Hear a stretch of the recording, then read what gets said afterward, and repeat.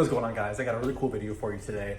I'm doing a video on a DIY intake for your Elantra N. I have a 2025 and I was looking around at getting some aftermarket intakes and I saw that people were having some troubles getting check engine lights. So I found a way to get the sound until a better solution comes out on the market. Once a better solution comes out or the aftermarket figures a way to stop the check engine lights, I will probably go to one of those intake setups. But for now, I have a new car and I really want the intake sounds that you get on a turbo car. So this is my solution. I'll put the links below, but I got a 3.25 inch diameter coupler on Amazon, and I got a 3.25 inch air filter on Amazon as well. I'll show you how I install it, but essentially I remove the airbox and put this in the place of it. You get some really awesome turbo sounds. This is not technically a cold air intake as you are getting hot air from the engine bay, but a lot of the other intakes on the market are a similar design where there's no box. You know, I try to run boxes on my intakes and on my cars that are tuned and stuff, but this is what I'm gonna rock for now, just because it sounds so cool. So today I'll take you along the way I install it. It's more of a how I, not necessarily a how-to, so do this at your own risk, but I'll show you how I got some really cool turbo sounds from my Elantra N for like less than 30 bucks. The way I got this airbox out is I unscrew this, and there are two clips right here that pop out. I already had it undone for the video, but they are just push tabs. You'll unclip them and pop them out. And there are three 10mm bolts that secure the airbox down into the body of the car. And there's one back here.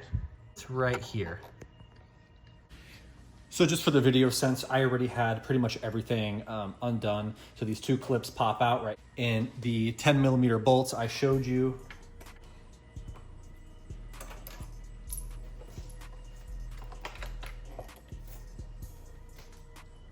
and then I loosen up the clamp for the airbox.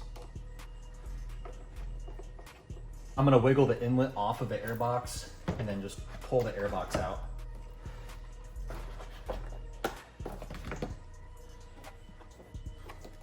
So here is what I will be replacing in lieu of the airbox. It is what I showed you earlier. It's pretty much a 3.25 cone filter adapter, and simply just put it up in here and clamp it all down. I will put the clamp side down so you don't see it.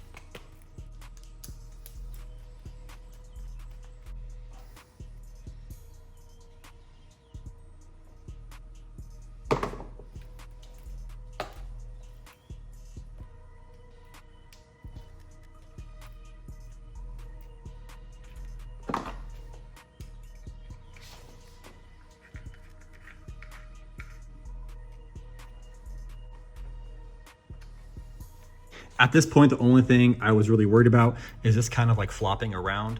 What I did is I zip tied that recirculation hose to the braided coolant hose. There's probably a better way I should have done that, but this is just for the time being. I would really like to find a better way to keep this from flopping around. For testing purposes, I have it zip tied there, but monitoring to make sure it's not like rubbing through the lines or anything.